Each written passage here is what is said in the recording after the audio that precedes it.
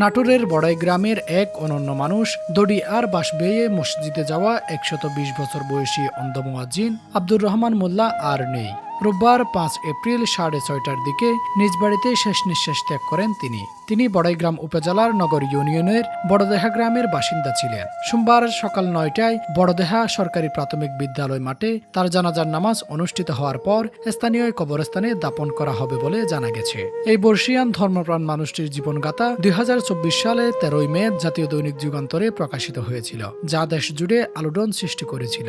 জানা যায় প্রায় ২২ বছর আগে এক দুর্ঘটনায় তিনি তার দৃষ্টিশক্তি হারান, তবে অন্ধত্ব তাকে থামাতে পারেনি। এর ৬ বছর পর বড় ছেলেকে সঙ্গে নিয়ে পবিত্র হজ পালন করেন তিনি। দেশে ফিরে নিজ গ্রামে ৫% জমির উপর নির্মাণ করেন একটি পাকা মসজিদ। এমনকি সেই জমিটি মসজিদের নামে রেজিস্ট্রি করে দেন। এরপর নিজেই সেই মসজিদের মুয়াজ্জিন হিসেবে দায়িত্ব পালন শুরু করেন। কিন্তু চোখে দেখতে না পাওয়ায় মসজিদে যাওয়া আসা হয়ে পড়ে কঠিন। আর সেখানেই সৃষ্টি হয় এক অনন্য উদাহরণ। তার সন্তানেরা বাড়ি থেকে মসজিদ পর্যন্ত টেনে দেন দড়ি আর বাঁশ।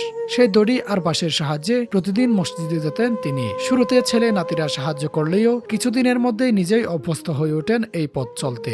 এমনকি দড়ি ও বাঁশ খুঁজে পেতে তার হাতে দেওয়া হয় একটি লাঠিও। এরপর আর কারো সাহায্য লাগেনি। নিজের দৃঢ় ইচ্ছে শক্তির জোরে প্রতিদিন ৫ ওয়াক্ত নামাজের আজান দিতে মসজিদে পৌঁছে যেতেন তিনি। তার ছেলে স্কুল শিক্ষক মোহাম্মদ শফিকুল ইসলাম সাইফুল জানান, হজ থেকে ফিরে এসে তার বাবা মসজিদ স্থাপন করে নিয়মিত আজান দেওয়ার ইচ্ছে শক্তি প্রকাশ করে। বাড়ি থেকে মসজিদের দূরত্ব প্রায় ২০০ মিটার হওয়ায় চলাচলে সমস্যা হলেও তিনি নিজেই সমাধানের পথ খুঁজে বের করেন দড়ি ও বাঁশের এই ব্যতিক্রমী ব্যবস্থায়। তার মৃত্যুতে গভীর শোক প্রকাশ করেছেন নাটোর ৪ আসনের সংসদ সদস্য আব্দুল আজিজ। তিনি বলেন, আব্দুর রহমান মোল্লা ছিলেন বড়াই গ্রামের সবচেয়ে প্রবীণ ও সম্মানিত মানুষদের একজন। দৃষ্টিশক্তি হারিয়েও তিনি ইসলামের প্রচার প্রসারে যে নিষ্ঠা ও পরিশ্রম করেছেন তা সত্যিই বিরল। তার মৃত্যুতে এলাকার মধ্যে নেমে এসেছে শোকের ছায়া। একজন মানুষ যিনি চোখে দেখতে পান না কিন্তু হৃদয়ের আলো দিয়ে পথ খুঁজে নিয়েছিলেন। তার এই গল্প অনেকের জন্য হয়ে থাকবে প্রেরণার এক অনন্য উদাহরণ।